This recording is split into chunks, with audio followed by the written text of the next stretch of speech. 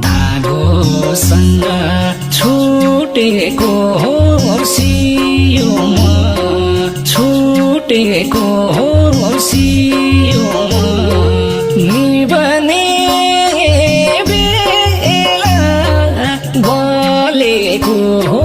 दियोमा चिसो महिना पुसैको आफ्नो पिर लाउँदैन पिर छ उसैको